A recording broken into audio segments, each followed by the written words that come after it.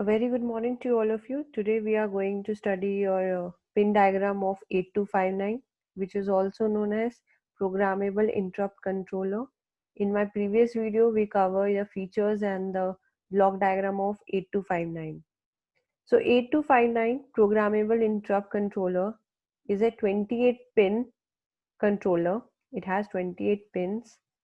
So here we are going to study in detail all the 28 pins of 8259. So your first pin, it is known as chip selector. It is known as chip selector.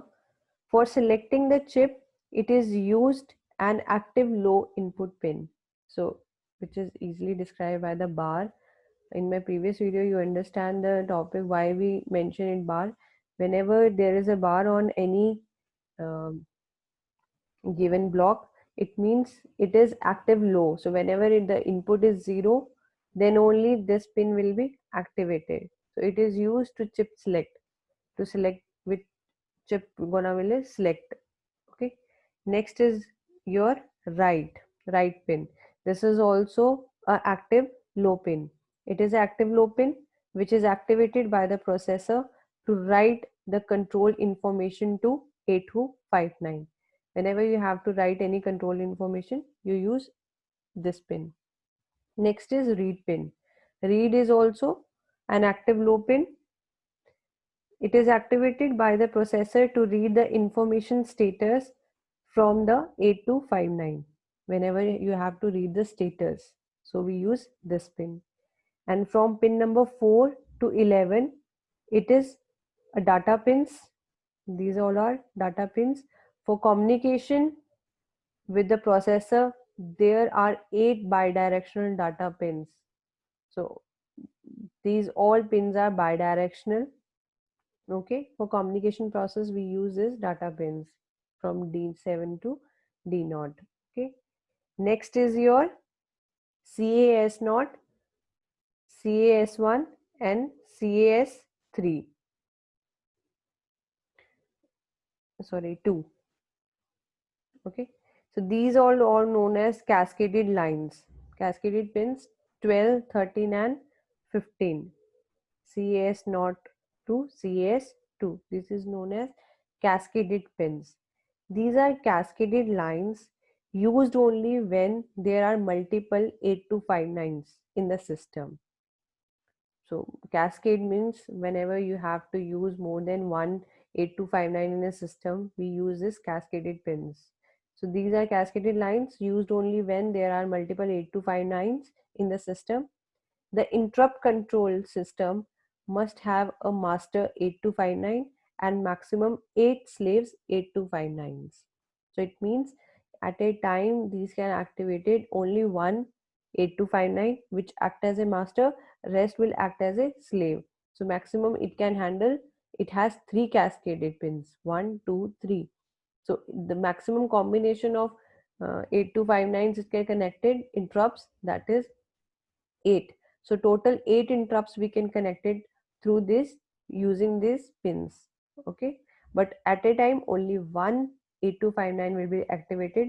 That is at that time that 8259 is known as master and rest will known as slave. Okay, next is your 14 pin which is known as ground pin. This is always grounded, it has to use 0. Okay, next is your 15 pin. I already explained it in detail. This is known as cascaded pin. Next is your PS slash, or we can write it SP slash EN, uh, EN bar. These both are active low pin. Here I have to write it SP, but मैंने PS लिख लिया, I'm sorry. This is SP. This is known as slave program slash enable buffer. SP means slave program and EN means enable buffer. This pin serves dual function. 16 pin is a dual function pin. When it is used as EN means enable buffer pin, it provides an active low output pin that controls the buffer trans receiver in the buffer mode. So this is specially used for the buffer mode. and this is used whenever your slave program is activated. Okay, and next is your interrupt pin. This is known as interrupt pin, INT. This is a strong active high output pin which interrupts the processor, always connected to the interrupt output interrupt input of 8085. This pin is connected to the interrupt input pin of 8085. The INT interrupt output is only activated when all the given conditions are satisfied correctly. So for acting this pin, so you have to firstly satisfy all the condition which is necessary, which act as a 8259 as an interrupt, then only this will activate, which is further connected to the interrupt pin of 8085.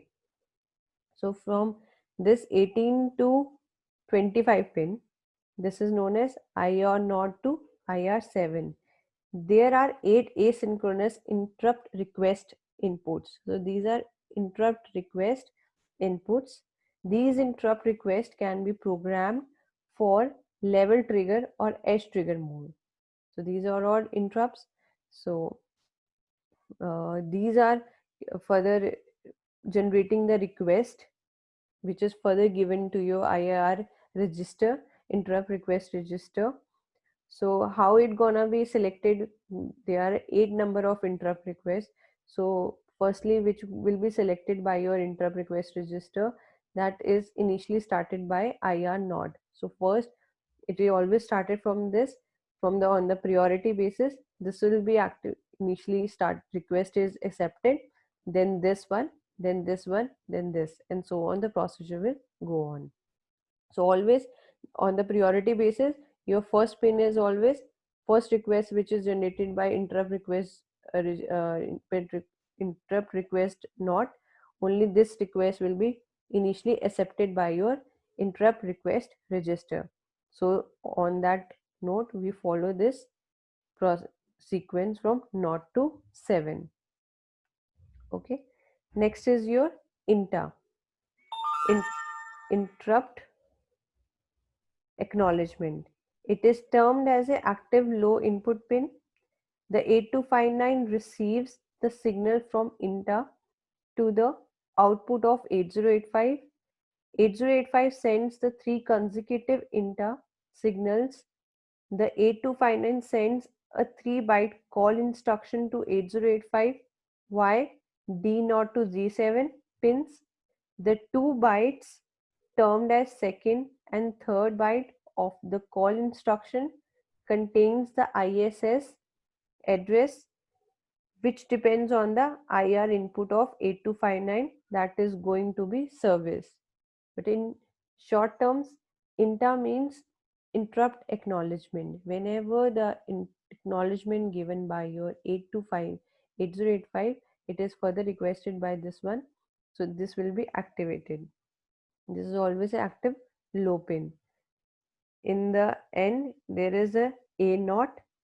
Here A0 is an address input pin used along with RD and WR, which is used to identify the various command words. So it is used to identify the command words along with read and write. In the end, there is VCC. VCC is a power supply voltage, which is always positive 5 volts. So this is the detailed description of 8259.